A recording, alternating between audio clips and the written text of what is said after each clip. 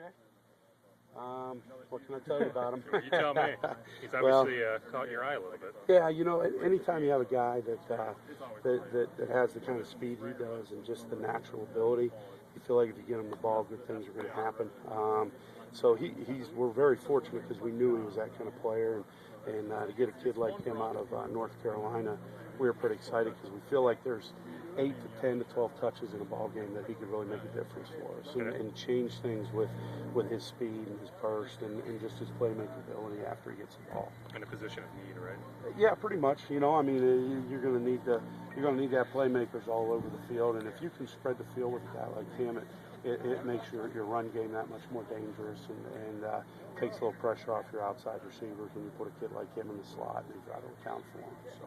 Mildly surprised it's happening this fast, though? No, not really. Someone asked me about playing freshmen the other day, and I think it's so much has changed with how much a kid like Marcus year-round, he's playing football, doing things. They all have personal trainers nowadays. They're so much more advanced than they were 15 years ago as far as just how prepared they are to come in. And it's a great thing because he's kind of getting through the lumps of it now as a freshman in spring ball. So he's going to be that much further ahead than those freshmen who come in June. Do you see maybe one of those freshmen possibly get a chance to prove themselves like him? One of the ones coming in, they all will. There's like Coach says, we're not going to give away playing time. So if a young guy comes in and he's done what he's supposed to from the time he signed till the time he gets here in June and he's mature enough to pick things up, we won't sit anybody on the bench if they can help us play. And that receiver position is one like you're talking about that needs a lot more depth there.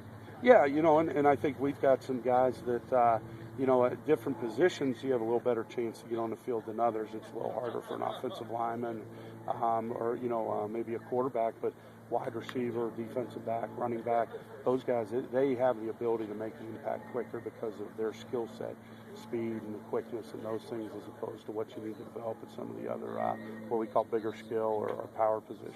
Is there pretty much a difference between, Dejan and obviously the rest of the receivers because Dejan has done quite a bit?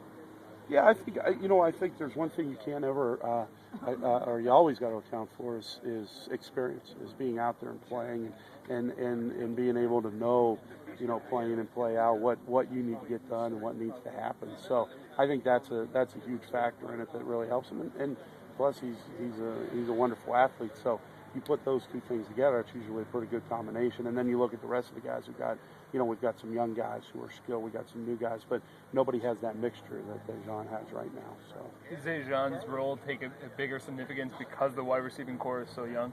Yeah, I think so. I think that they look to him because he does have that experience, and so and it helps that your most experienced guys also pretty much your most productive and your best player because now they can look to him and follow his lead and try and make up some of that ground experience-wise by just learning from a guy who's been through it. And obviously, last year it was kind of Marquise and Dejan, and then he can't throw it himself. Marquise, so there's not really we're working on it. So there's not really a receiver like Marquise. All the rest of those guys are a little, they're not as big, obviously. Yet. Sure.